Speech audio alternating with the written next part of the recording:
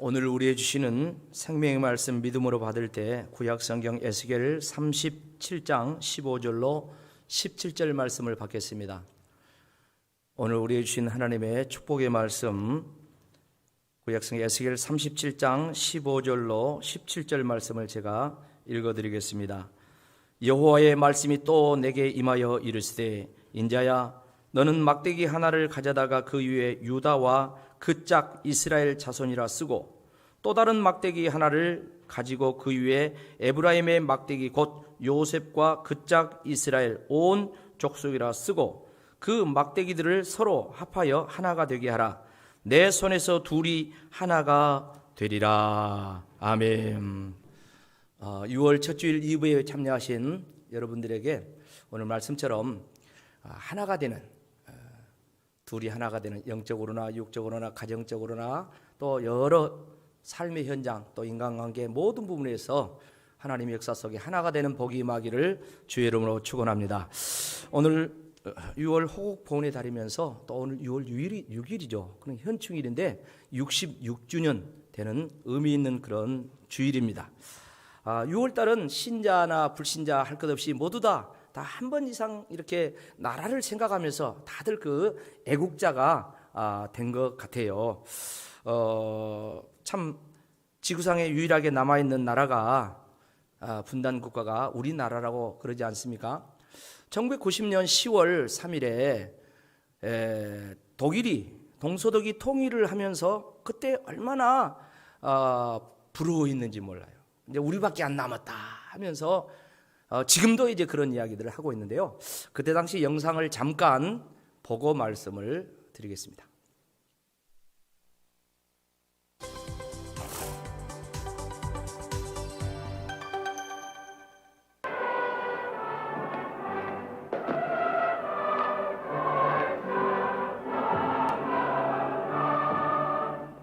독일은 오늘 새벽 새국기 개항과 국가합창 등 예비의식에 이어 지금 베를린 필하모니 회관에서 폰 바이체크 대통령을 비롯한 동서독 전현직 강요 전원과 외교 사절단이 참석한 가운데 성대한 통일 선포식을 갖고 2차 대전 패전국의 멍에를 맨 채 동서로 분단됐던 독일이 28년 전 오늘 다시 하나가 됐습니다. In freier Selbstbestimmung vollenden wir die Einheit und Freiheit Deutschlands. Wir wollen in einem vereinten Europa dem Frieden der Welt dienen. 통일로 이어지는 숨가쁜 행보는 1989년 동독 주민들의 서독행 탈출로 시작됐습니다. 동베를린에 모인 100만 시위대 함성 속에 베를린 장벽이 무너지자 통일로 가는 물결은 누구도 막을 수 없게 됐습니다. 분단 국가에서 45년 만에 인구 8천만의 막강한 경제력을 가진 통일 국가가 된 독일은 통합 과정에서 불거진 각종 진통을 극복하고 유럽의 중심에 우뚝 섰습니다. 남북 화해 분위기 속에 통일에 대한 기대를 조금씩 높여가고 있는 우리에게 독일 통일의 과정과 경험은 좋은 가르침이 되고 있습니다. 오늘 다시 보기였습니다. 2018년 영상인데요. 지금 벌써 독일 통일한 게 이제 31년째 이렇게 된 것 같습니다. 독일 통일에 대한 그 배경을 말씀할 때 첫째는 하나님의 역사였다. 그렇게 이야기해요. 그런가 하면 두 번째는 믿는 성도들, 교회에 숨은 실천이 있었다.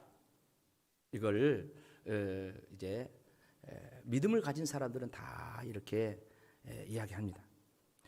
1954년 38살의 아주 젊은 호르스트 카스너 목사님이 저 때는 이제 늙을 때 사진인데 이분이 정반대의 행렬을 이제 이루면서 나갑니다.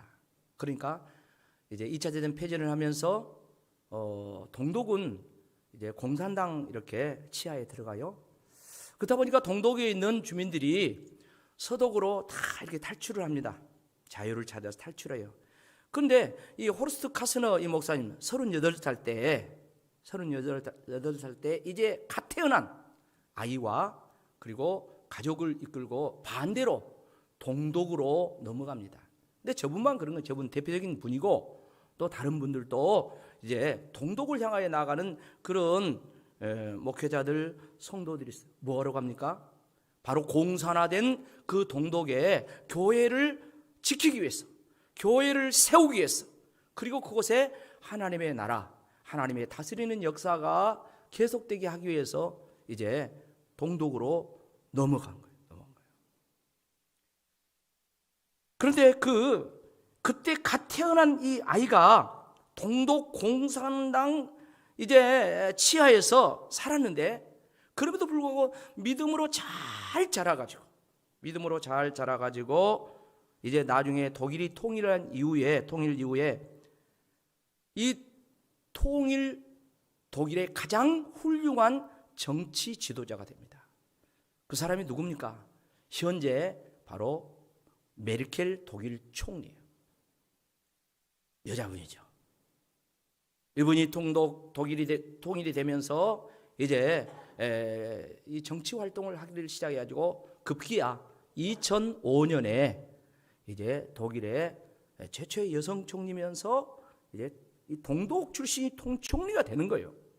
그러면서 이제 지금까지 현재까지 총리로 계속 재임을 하고 있습니다. 여러분들도 뉴스를 통해서 알겠지만 저분이 세계, 유럽뿐만 아니라 세계에 가장 영향력을 미치는 그런 지도자라고 그렇게 평가를 하고 있지 않습니까?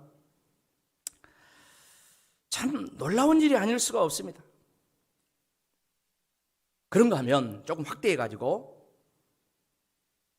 이 독일 통일에 있어서 교회의 역할을 말하지 않을 수가 없어요.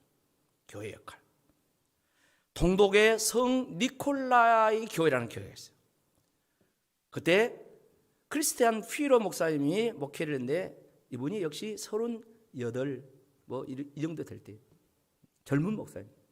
근데 1982년부터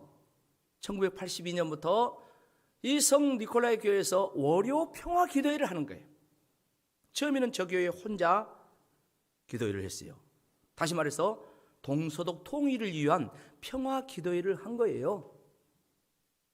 통일될 때까지 7, 8년 가까이 기도회를 하는데 처음에는 저 교회 혼자 했어요. 자료를 보니까 처음에는 10명도 안 모였어. 목사님과 성도들, 장로님들 10명도 안 된 그런 작은 숫자가 모였는데 나중에는 수만 명이 모이는 그런 기도회가 됐어요. 그런가 하면 저 교회만 기도한 것이 아니라 그 주변의 교회들이 계속해서 기도운동이 일어나고, 그리고 1989년, 1990년 동서독이 통일할 때는 그야말로 동독의 이 공산당 정권 안에 있는 이 교회들이 다 이렇게 기도하는, 통일을 위해서 기도하는 그런 역사가 있었다는 거죠. 사랑하는 성도 여러분, 우리는 독일 통일을 보면서 우리나라도 그렇게 되기를 소망해 왔습니다. 그러나 우리 민족 통일과 독일 통일은 상황이 매우 다릅니다. 먼저 독일 통일이 될 때는 분단 횟수가 짧았어요. 2차 대전 이후에 이제 한 45년 이 정도 됐을 때 통일이 됐습니다. 그런데 우리는 분단 이후에 지금 71년이야. 그러면서 북한은 북한대로, 남한은 남한대로 아주 분단의 고착화를 향하여 계속 이렇게 나가고 있는 그런 현실입니다. 특별히 북한을 우리가 생각할 때 북한은 이 공산당이면서 일당 독재 3대 세습, 어느 공산당 정권에서도 볼 수 없는 그런 희한한 나라를 이루면서 가고 있고, 우리는 자유민주주의를 지향하면서 살고 있습니다. 그런가 하면 남북의 경제 차이가 지금 50배래요. 우리가 50배 잘 살고 북한이 50배 못 산다는 거예요. 그런 엄청난 경제력의 차이가 있습니다.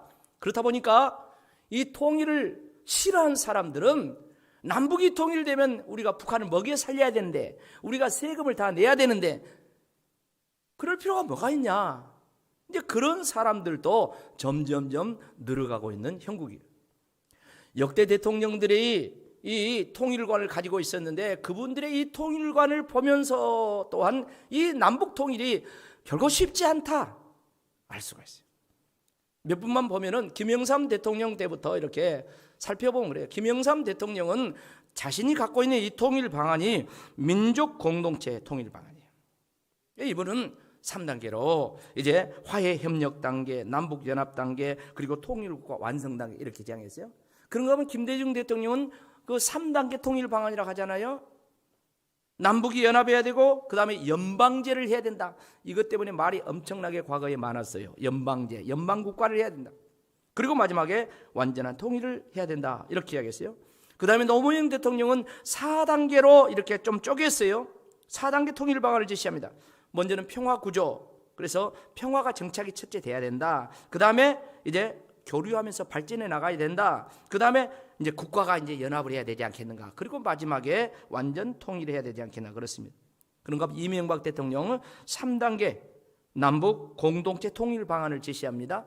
이분은 평화 공동체, 평화를 이야기했고 그 다음에 경제, 역시 경제 대통령이 그런 거 몰라도 이 경제 공동체를 이야기했다. 그리고 민족 공동체 이렇게 이야기했습니다. 박근혜 대통령은 이제 재임 기간 동안에 이 통일 정책에 대한 이 부분이 별로 제시하지 못했다고 그렇게 평가를 하고 있죠.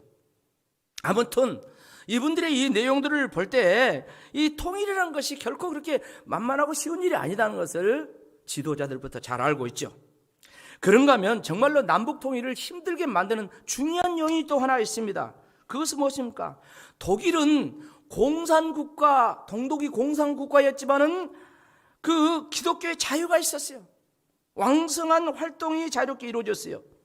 여러분 메르켈 총리의 아버지 그 카스너 목사님과 같은 그런 분들이 동독에 가가지고 교회를 세우고 마음껏 이 복음을 전하면서 성 니콜라이 교회 같은 교회가 평화 기도회를 자유롭게 열어도 동독 정부에서 허용을 했는 거예요.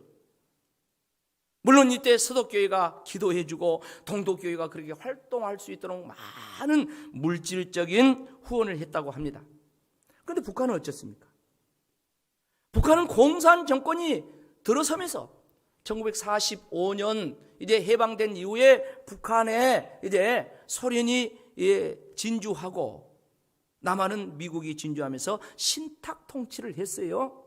그런데 북한의 이제 6.25 이후에는 완전히 기독교 말살 정책을 펴서 기독교 말살 정책.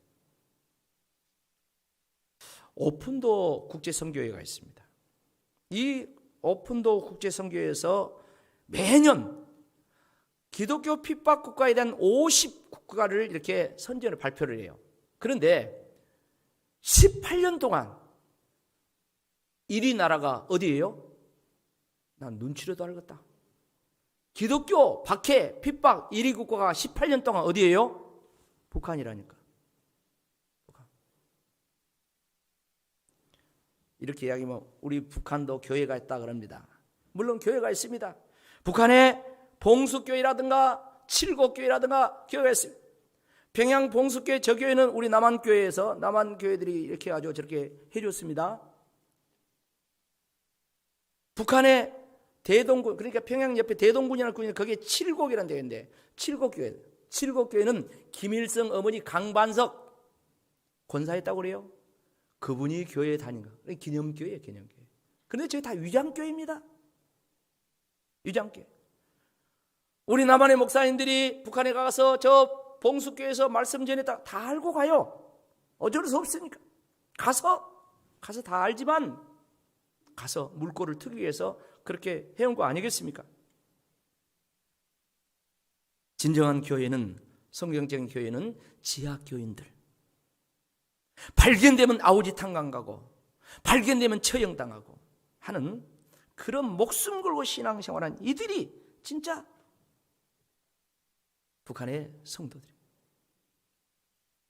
우리는 남북한의 통일을 가로막는 이런 여러 가지 어려운 현실 속에서 오늘 호국 보훈의 달 66주년 현충일을 맞이했는데 이런 상황 속에서 하나님 말씀 듣고 소망 갖기를 축복합니다. 하나님 말씀 듣고 소망 갖자는 현실은 이래요. 오늘 본문의 말씀의 역사적인 배경을 살펴보면 이스라엘 이 나라가 남과 북으로 분단되는데 솔로몬 왕 이후에 르호보암이라는 솔로몬 아들 왕 때 나라가 분단이 되죠. 그래서 북쪽은 북이스라엘이라고 이름을 짓고 남쪽은 남유다라고 이렇게 이름을 지어서 이제 분단 국가로 이렇게 삽니다. 그런데 그 분단 국가 중에 먼저 우상 숭배를 아주 열심히 했던 이 북이스라엘이 주전 722년에 아수르라는 나라에 이제 망합니다. 그런가 하면 남유다도 마찬가지로 늦게 했지만은 주전 586년에 아수르를 무너뜨린 바벨론에 의해서 남유다가 망하게 되는 거예요. 그리고 이제 이 바벨론에 많은 포로들이 잡혀가는 1차, 2차, 3차, 4차 계속해서 왕족부터 시작해서 귀족, 지도자들 이때 보면은 다니엘이라든가 이런 사람들이 포로로 잡혀간 거 아니겠습니까? 그 포로로 잡혀가지고 그 바벨론에서 기약 없는 포로 생활을 하는 거예요. 그리고 이 남아있는 이 나라는 그야말로 황무한 땅이야. 지도자들이 없으니까 성전도 황무해졌고 백성들이 농사짓는 이 땅도 황무해질 정도로 그렇게 고국은 완전히 황무한 그런 황폐한 땅입니다. 그런 상황 속에서 바벨론의 포로로 잡혀간 사람들은 그 바벨론으로부터 해방될 힘이 없어요. 어떤 정치적인 조직이라든가 군사적인 조직이라 아무것도 없으니까 해방될 수가 없어요. 그런데 그런 상황 속에서 하나님께서 에스겔이라는 선지자, 그 에스겔이라는 선지자를 활동하게 하시고 그 에스겔 선지자를 통하여서 이스라엘 민족의 나라가 없어져 버렸는데 그들의 미래에 대한 말씀을 하고 계십니다. 오늘 말씀이 그 말씀입니다. 다시 그 가운데서 15절, 16절, 17절 같이 크게 한번 읽어봅시다. 시작. 인자야 너는 막대기 하나를 취하여 그 위에 유다와 그 짝 이스라엘 자손이나 쓰고, 이건 남쪽을 이야기하는 거예요. 그 다음에 또 다른 막대기 하나를 취하여 그 위에 에브라임 막대기 곧 요셉과 그 짝 이스라엘이라, 이건 북쪽을 이야기하는 거예요. 그 다음에 온 족속이라 쓰고 그 막대기들을 서로 연합하여 하나가 되게 하라. 내 손에서 둘이 하나가 되리라. 아멘. 하나님께서 이제 뭐 남북도 없어. 완전히 나라도 없어져 버렸어요. 그런데 하나님께서 이스라엘 나라를 다시 회복시키는데 북이스라엘 10지파, 남유다 2지파, 그 12지파가 다 이렇게 하나가 될 것, 통일할 것, 회복할 것을 말씀합니다. 여러분, 사실 나라가 망하고 나니까 뭐 남북이 무슨 소용이 있습니까? 아무 의미가 없죠. 그런 상황 속에서 하나님께서 말씀을 하십니다. 그리고 저 강대한 바벨론 어떻게 해볼 수가 없는데 하나님의 말씀대로 바벨론을 무너뜨리는 나라가 생기는 거예요. 그게 메데파사야. 그래가지고 이 페르시아 파사는 페르시아라고 하는데 이 페르시아 고레스라는 왕이 등극해가지고 그냥 이스라엘 백성들을 너희 나라로 돌아가라 하면서 1차 포로귀환, 그 다음에 2차, 3차 이 포로귀환이 계속해서 이루어지게 만들어. 그리고 무너진 성전을 다시 회복하고 삶의 현장 또 성벽을 다시 재건하는 이런 역사가 계속 순차적으로 이루어지면서 이스라엘 나라가 하나님의 말씀대로 다시 회복되고 이제 재건되는 그런 역사가 있습니다. 여러분, 하나님께서 말씀하시는 이 말씀을 따라 하나님이 원하시는 것은 이스라엘의 12지파가 하나 되는 거예요. 남북이 하나 되는 거예요. 그 하나됨을 통하여서 제사장 국가 이스라엘이 온 세상에, 하나님을 모르는 온 세상에 그 복음을 증거하는 그런 제사장 나라로 삼는 것이 하나님의 목적이었어요. 그래서 이 역사를, 하나됨의 역사를 이루어갔다는 것입니다. 자, 그렇다면 이제 우리나라를 보면서 이제 남북이 하나로 통일돼야 될 이유가 어디에 있느냐?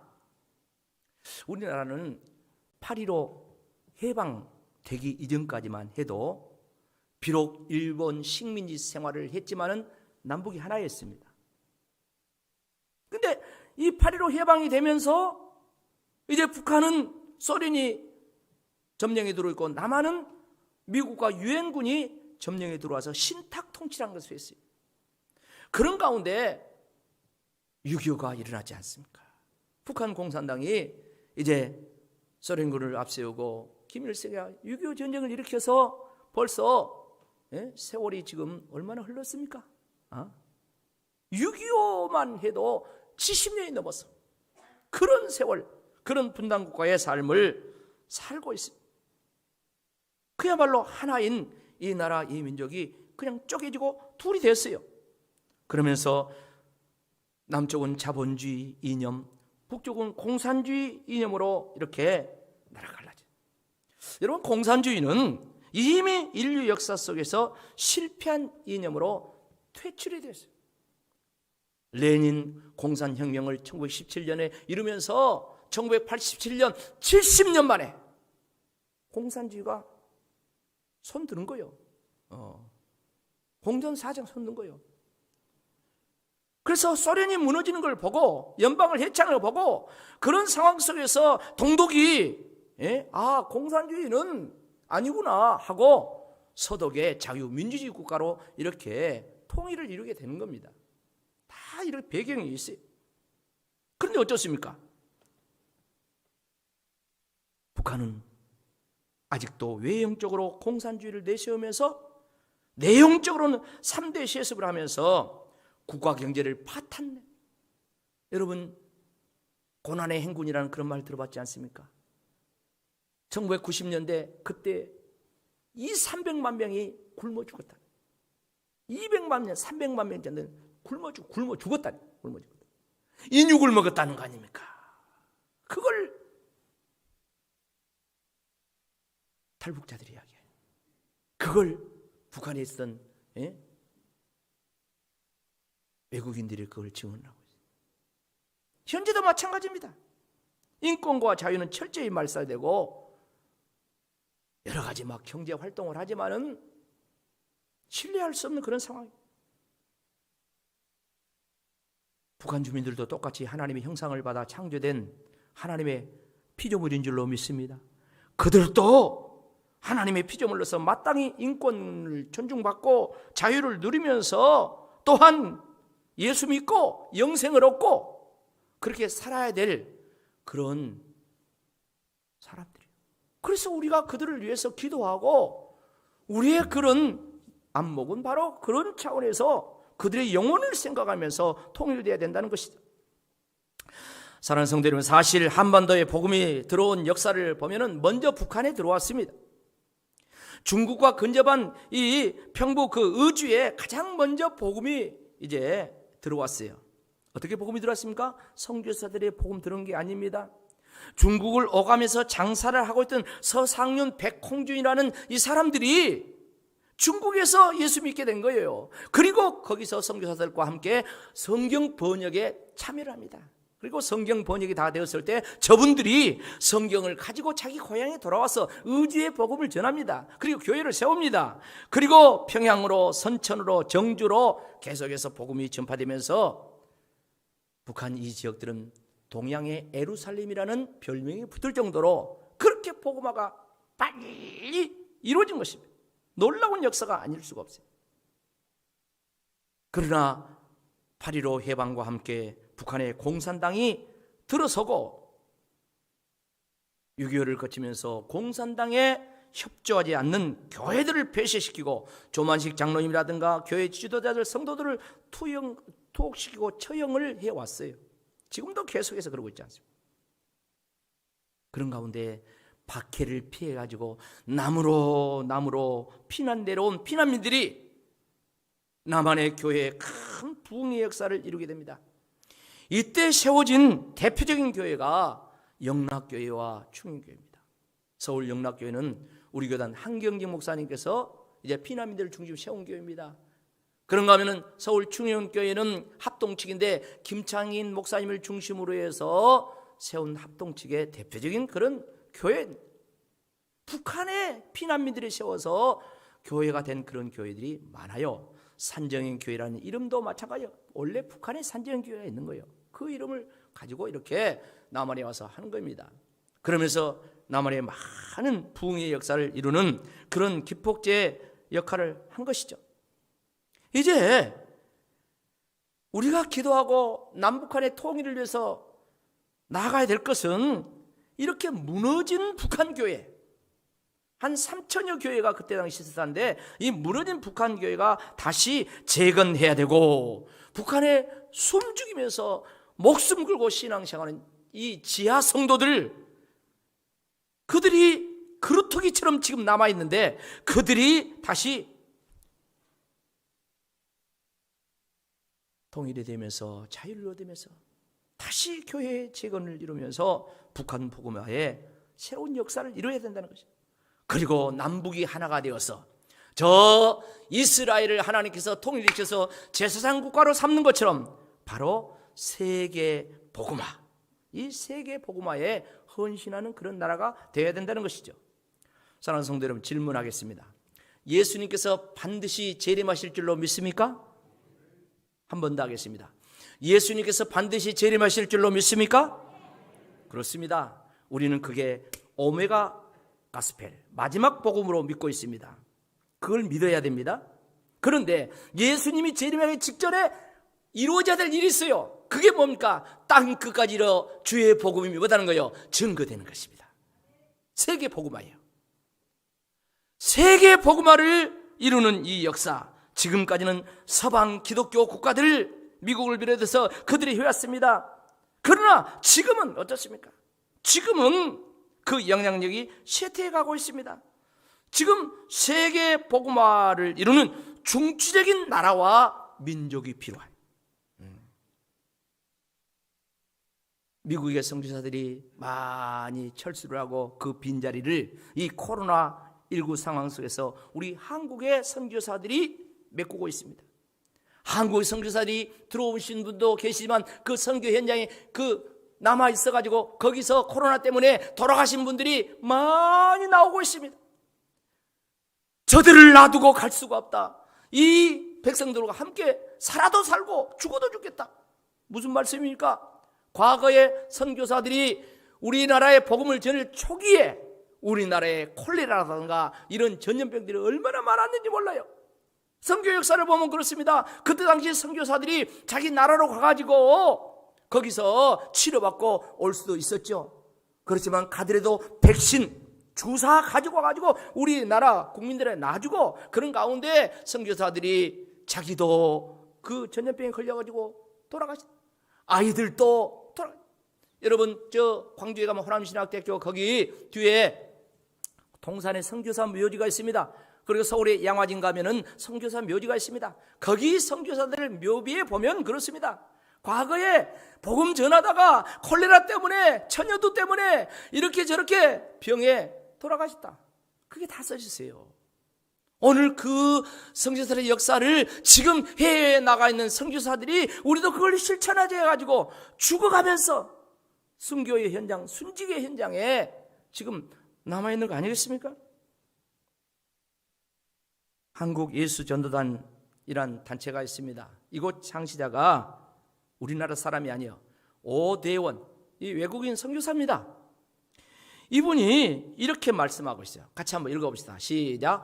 특수한 상황에서 살아가고 있는 북한 주민들이 장차 예수를 믿게 되면 세계 오지 어디에 가서도 극한 상황에서 생존하면서 복음의 마지막 주자로서 역할을 하게 될 것이다. 아멘. 저분이 북한 선교에 대해서, 북한 전도에 대해서 계속해서 주장을 하고 기도를 하고 하면서 이 북한을 복음화 시켜야 되고 북한 남북 통일이 될 중요한 이유가 뭐냐면 세계 복음화를 이루는데, 이렇게 힘들게 어렵게 살고 있는 북한 주민들이 예수 믿고 그들이 선교 현장에 나가면 어떤 오지 아프리카 부족 힘든 곳, 가난하고 배고픈 곳에 가도 그들은 잘 견딜 것이다. 여러분, 지금 우리 선교사들의 그 선교 세태가 확 바뀌고 있고 목회자들도 우리 남한은 바뀌고 있습니다. 젊은 사람들이 신학교 안 간다는 말 듣고 있죠? 신학교 지금 젊은 사람들이 안 갑니다. 미달되는 학교들이 막 늘어나고 있습니다. 선교사들 예전에 50대, 60대, 지금 70대 선교사들, 그분들은 헝그리 정신으로 어디를 갔든가 다 정신 다 적응화 했어요. 그런데 지금 30대, 40대 이 사람들은요, 미안하지만 가난을 몰라요. 배불러. 너무 풍족해. 그러다 보니까 지금 과연 그런 어렵고 힘든 데 가서 선교하고 헌신할까? 선교 지원한 사람들이 옛날보다 확 줄어들었습니다. 그런데 북한은 안 그렇다는 거예요. 이 오대원 선교사가 하는 말이, 그들은 가난하고 힘들고 어렵기 때문에, 지금도 그렇게 살고 있기 때문에 그들이 복음 들어가면 목숨 걸고. 보세요, 중국의 변방에 이렇게 탈북자들 거기서 예수 믿습니다. 그럼 어떻을까? 그들이 성경책 들고 다시 북한으로 가. 지금 그러고 있어요. 그러다 잡혀가지고 다시 감옥에 들어가. 그러다 또 탈출해. 그런 사람들이 얼마나 많이 있습니까? 우리 같으면 그러겠습니까? 안 그래요. 그런데 그들이 예수 만나고 보니까 여기에 영생이 있고, 여기에 소망이 있고, 여기에 축복이 있다. 내 사랑하는 부모 형제들에게 복음 전해야 되겠다. 성경 갖고 가가지고 그들 전도하고 목숨 걸고 그러고 있다는 거 아니겠습니까? 한국 사람보다 더 북한 선교를 위해서 기도하고 준비하고 헌신하는 그런 사람들이 있다는 걸 우리는 기억해야 됩니다. 자, 그렇다면 우리가 한민족 이 나라의 통일을 위해서 우리가 할 일이 무엇인가? 몇 가지로 정리해서 보겠습니다. 첫째 뭐며? 먼저 하나님께 뭐더라? 기도하라 했어요. 자, 하나님께서 이스라엘을 회복시켜 주겠다고 약속하신 하나님께서 이스라엘에게 요구한 것이 있어요. 그게 뭡니까? 에스겔서 36장 37절 같이 읽어봅시다. 나 주 여호와가 말하나 그래도 이스라엘 족속이 이와 같이 자기들에게 이루어 주기를 내게 구하여야 할지라. 자, 이스라엘의 회복을 지금 37장 본문인데 36장부터 이야기해요. 36장부터 이스라엘의 회복을 하겠다고 말씀하시고, 또 하나님의 말씀이 임하셔서 둘이 하나가 되겠다, 이런 말씀을 하는 거예요. 그 말씀을 주시면서 하나님께서 이런 계획을 갖고 계시지만 이스라엘 백성들은 그래도 하나님이 이루어 주시기를 뭐하라? 기도하라는 것입니다. 앞에서 말씀드렸습니다. 독일 통일의 숨은 주역들은 기도하는 동소독 성도들, 기도하는 교회들이 있었다는 것입니다. 여러분, 하나님의 역사는 기도할 때 일어난 줄로 믿습니다. 우리가 하나님 말씀이 이루어져야 되는데 하나님 말씀이 기도할 때 이루어지는 거예요. 같이 합시다. 나는 기도하고 하나님은 이루십니다. 할렐루야. 그렇습니다. 나는 말씀 붙들고 기도하고 하나님은 그 말씀을 이루시는 거예요. 이것이 성경의 구도입니다. 구도. 이 민족이 하나 되고 이 민족이 독일처럼 통일되는 것도 마찬가지입니다. 하나님은 이미 하나 되는 이 통일에 대한 메시지를 이미 주고 계세요. 그 어찌 이스라엘 백성들만, 유대인들만 하는 말씀이겠습니까? 아니에요. 온 세계와 열방을 향한 하나님 말씀입니다. 그래서 하나님 말씀이 이루어지기를 같이 합시다. 그래도 기도하자. 그렇습니다. 하나님이 말씀하셨지만 이루어질 때까지 우리가 기도하자는 거예요. 그 다음에 두 번째는 뭐냐면 통일 교육이 필요하다는 거예요. 통일 교육. 여러분, 예전에는 아이들부터 어른들의 일까지 우리의 소원은 통일이라는 노래를 불렀습니다. 어른들 40대, 50대, 60대 예전에 불렀죠. 행사 있으면 불렀어요. 그런데 우리의 소원은 통일이라는 노래 불러봤습니까? 언제 불러봤습니까? 요새 아이들 안 부릅니다. 예전에는 이 노래를 많이 불렀습니다. 그런데 요즘 학교에서 이 노래를 부른가 모르겠어요. 무슨 행사가 있다, 뭐 그러면은 막 그냥 노래 부르는 거다. 근데 요새는 안 부르는 것 같아요. 그런데 그렇게 안 부른 만큼 국민 의식 속에서 통일에 대한 의식이 점점 사라지고 있다. 그런 걸 데이터를 보면 알 수가 있어요. 젊은 사람으로 갈수록 이 통일에 대한 의식이 없어진다는 것이죠. 조금 자료가 시간이 지나면 2017년 통일연구원이라는 곳에서 통일에 대해서 이제 설문조사를 해요. 통일이 필요한 거예요. 그런데 20대는 38.9%가 통일이 필요하다 했어요. 50대 65%, 60대 이상 1%. 4년 전 이야기입니다. 아마 지금은 훨씬 더 떨어지지 않는가. 통일에 대한 이유, 거기에 대한 응답도 이렇게 또 설문을 했는데, 우리 한민족이니까 우리가 통일해야 된다, 이런 설문을 했어요. 거기에 대답한 사람들, 한민족 20대 20%, 50대 36%, 60대 이상 47%. 그러니까 젊은 사람일수록 이제 민족에 대한, 한민족 이런 거에 대한 관점이 이제 흐려지는 거예요. 지금은 뭐 다민족 국가로 이렇게 나가고 있는 그런 상황이잖아요. 외국에서 수많은 사람들이 뭐 외국인들 들어와 사니까 막 그래서 그런가 모르지만, 이제는 이런 한민족이 우리가 통일되는 이런 생각도 많이 무너져 가고 있는 그런 상황입니다. 그래서 학교에서도 통일 교육을 시켜야 되고, 그 다음에 교회에서도 통일 교육이 필요하다. 오늘 교육자들이 이야기했어요. 오늘 설교만큼은 국가에 대한 설교를 해라, 통일에 대한 설교를 해라. 모르겠어요, 했는가? 특별히 청소년들에게 통일 교육을 해야 된다는 거예요. 그래야만이 성도들과 국민들이 이 통일 필요성을 인지해야 돼야만이 통일에 대한 노력도 하고, 그리고 우리 성도들은 기도도 하고 이렇게 힘쓰지 않겠냐 이 말이에요. 마지막입니다. 우리의 노력 세 번째 뭐요? 남남과 지역 계층이 뭐요? 하나가 되어야 된다.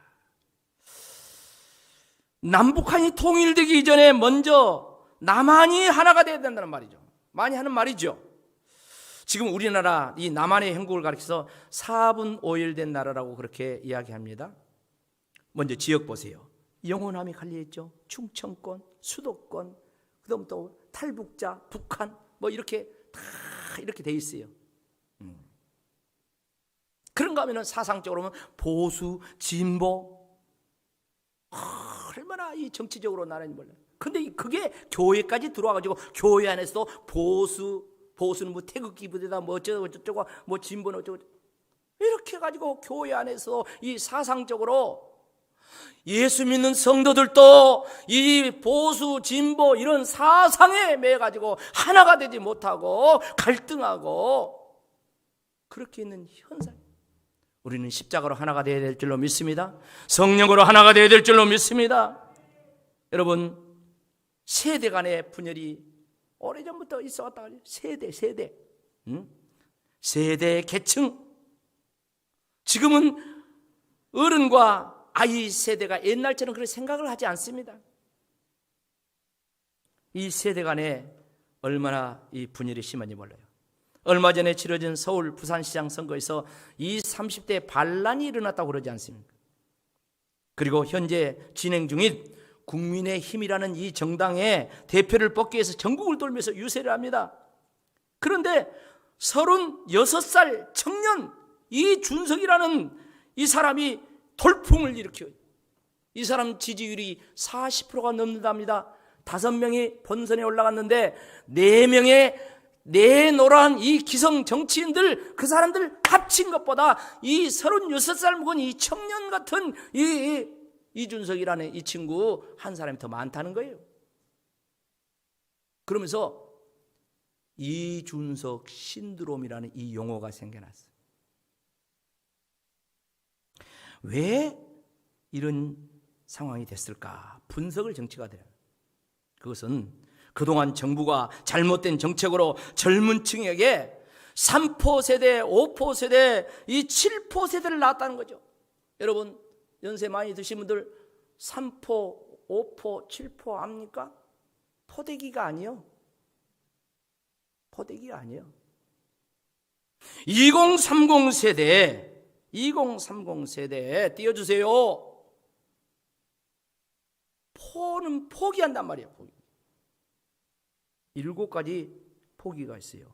3포 하면 뭐냐면은 연애, 결혼, 출산을 포기하는 것을 3포라고 그래.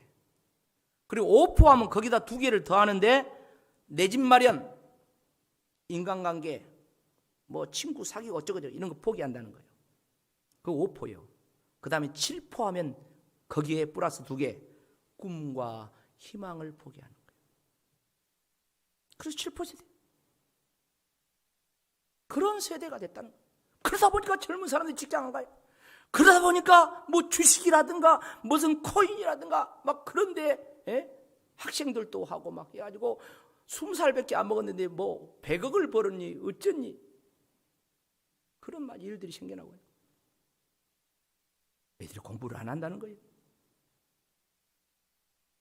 이상한 세대가 됐다는 거예요.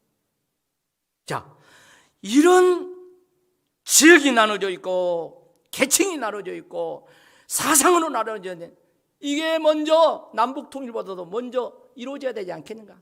100% 안 된다 할지라도 이런 문제를 알고 우리가 이 남남 갈등, 이 안에 이런 이 갈등 이런 것들이 치유되기 위해서 서로 간에 노력하고 우리 성도들은 기도하고 십자가 정신으로 성령의 하나 되게 하심으로 나가야 되지 않겠나 이것이요. 그래야지 뭐 북한 선교도 하고 뭐 통일도 하고 하는 것이지 그런 말 아니겠습니까? 사랑하는 성도 여러분, 사실 독일 통일도 갑자기 이루어졌다고 합니다. 뭐 독일이 통일을 완전히 준비하고 이루어졌다고 그렇게 말하지 않아요. 베를린 장벽이 무너진데 장관의 말 실수로 무너졌대요. 다시 말해서 독일 통일은 사람이 만든 역사가 아니라 전적으로 누가? 하나님이 주신 선물이다 그런 뜻이에요. 그런 측면에서 우리나라 통일도 비관적이지만은 않다는 것입니다. 여러 가지 앞에 상황들을 볼 때 통일이 언제 오겠냐 비관적이에요. 그러나 하나님이 독일에 역사하신 것처럼 하나님이 이 나라에 역사하시면 이 나라도 불안간에 생각지 않는 가운데 역사가 일어날 줄로 믿습니다. 그렇다고 공산 통일을 할 수 없지 않나요? 왜 그렇습니까? 공산주의는 무신론이요. 공산주의는 종교는 아편이래. 공산주의는 기독교인들을 가장 싫어하는 것입니다. 그래서 절대로 공산주의, 사회주의 통일은 돼야 안 돼요. 안 되는 거야. 안 되는 거야. 성도들은 그것을 정확히 알아야 돼요. 그 사람은 종교를 인정하지 않기 때문에 안 되는 거야. 안 되는 거야. 동독은 공산당 종주국 소련이 무너진 걸 보고 공산당은 아니다 생각하고 서독의 민주주의를 선택하고 그쪽으로 합한 것입니다. 반면에 우리가 통일을 갈망한다고 전쟁을 해서 통일을 해야 되겠습니까? 6.25의 그 아픔이 지금까지도 계속되고 있고 1000만 이상 가족이 계속 나오고 있지 않습니까? 옛날의 전쟁에는 승패가 있었어요. 그런데 지금 전쟁은 승자는 없고 다 패하는 거예요. 지금은 핵무기 시대고 지금은 못하기 때문에 다 죽는 거예요. 다 죽는 거예요.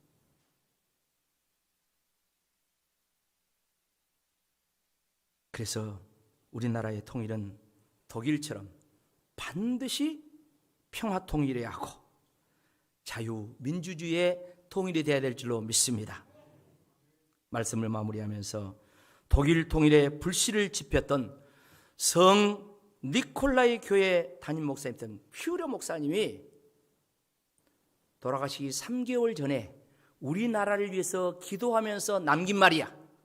다 같이 한번 읽어봅시다. 시작. 나는 진심으로 기원한다. 끝까지 포기하지 않는 공적인 기도와 하나님의 전능하심에 대한 하나된 신뢰로 한반도의 분단 상황이 평화적으로 극복되며 폭력을 사용하지 않고 통일되기를 바란다.